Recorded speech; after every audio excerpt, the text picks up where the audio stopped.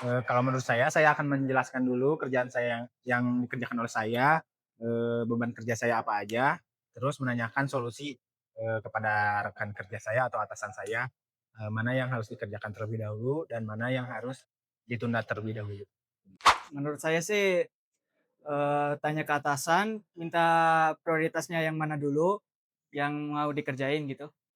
Oke, langkah pertama yang akan saya lakukan yaitu saya akan, berkata jujur mengenai kondisi pekerjaan saya sekarang, lalu saya akan, menanyakan kepada atasan, pekerjaan mana yang harus didahulukan atau diprioritaskan. Jujur saja ya Kak, saya mungkin nggak akan ngambil tugas yang berikutnya, mungkin akan membereskan dulu yang sebelumnya, kalau sudah beres, baru saya ambil. Yang pertama, saya akan menanyakan ke atasan, mana tugas yang lebih prioritas untuk dikerjakan. Misalkan tugas yang diberikan itu lebih prioritas tetapi saya masih tidak bisa mengerjakan, saya akan carikan teman yang bisa menghandle-nya. Terus, Tahu gak sih, 70% permasalahan di dunia kerja itu berasal dari komunikasi yang buruk. Bukan karena tidak kompeten, tapi karena tidak bisa menyampaikan dengan baik dan benar. Nah, di bootcamp kali ini, saya akan bahas tuntas permasalahan tersebut. Udah siap? Masuk kelas yuk. Oke, Assalamualaikum warahmatullahi wabarakatuh. Waalaikumsalam warahmatullahi wabarakatuh. Selamat pagi semuanya. Gimana kabarnya? Sehat? Di sesi kali ini saya akan membahas tentang komunikasi profesional dan etika di dunia kerja. Kita langsung aja masuk ke materi. Next. Nah, tujuan diadakannya bootcamp ini itu ada beberapa poin penting. Yang pertama itu berkomunikasi secara jelas, spontan, dan efektif dalam situasi kerja. Nah, yang kedua itu memahami dan menerapkan etika kerja serta kode etik profesional. Nah, yang ketiga itu menulis email, chat, dan pesan kerja dengan standar profesional. Nah, yang terakhir itu mengelola konflik dalam dunia kerja sama dalam tim secara konstruktif. Nah, untuk nextnya. Nah, untuk agenda bootcamp kali ini itu ada beberapa poin. Yang pertama itu kita akan membahas tentang fondasi komunikasi, yang di dalamnya itu mencakup konsep dasar dan pentingnya komunikasi secara profesional. Nah, yang kedua itu tentang komunikasi digital, contohnya misalnya email, chat, marketing, dan video call. Nah, yang ketiga itu etika di dunia kerja. Nah, yang di dalamnya itu akan mencakup tentang kode etik, integritas, dan tanggung jawab.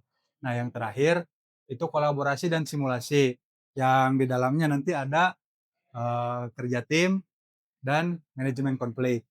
Oke, next-nya saya di sini akan membahas mengenai mengapa komunikasi profesional itu penting. Nah, di sini ada beberapa poin yang saya highlight.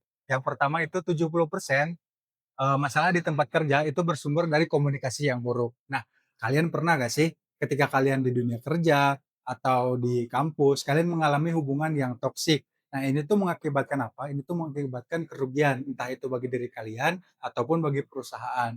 Nah, yang kedua, itu tuh peluang promosi lebih besar bagi karyawan dengan komunikasi yang kuat. Itu 3 kali lipatnya kalau orang yang bisa mempresentasikan dirinya dengan baik dibandingkan orang yang tidak bisa mempresentasikan dirinya dengan baik.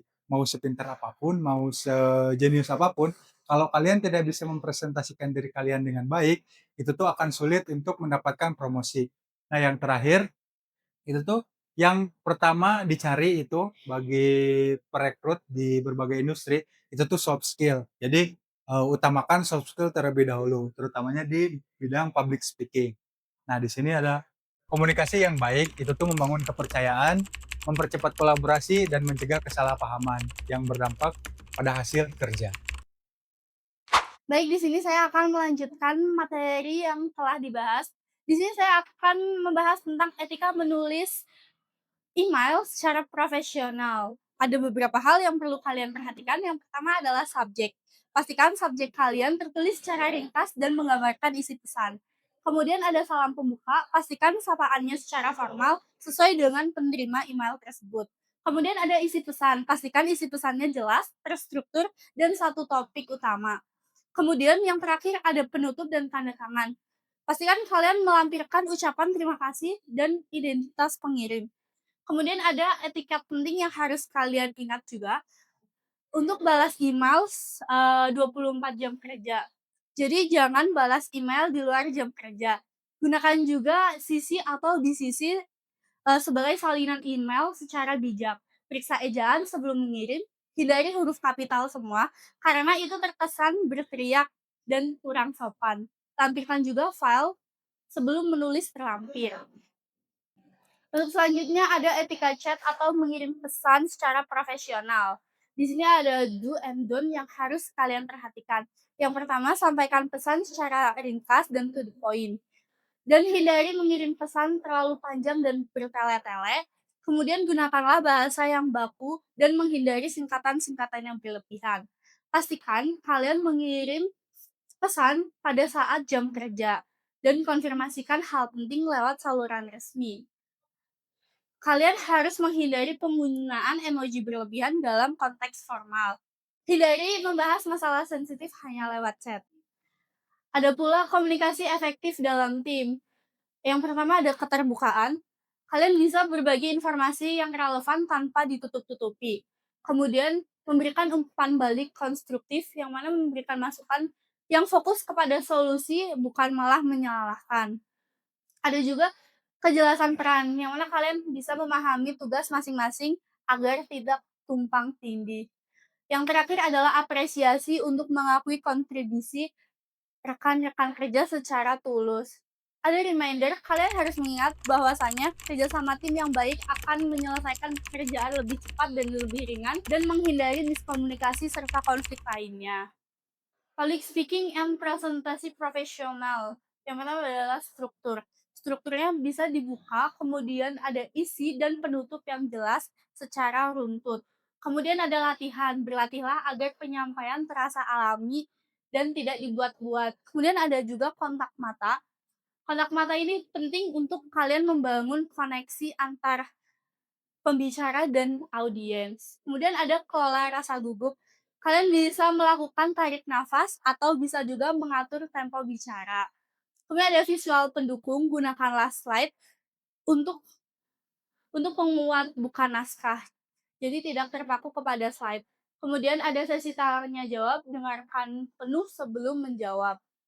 Kemudian ada rangkuman dan tips praktiknya. Yang pertama, komunikasi profesional harus menggunakan tata bahasa yang jelas, sopan, relevan, dan juga tepat waktu.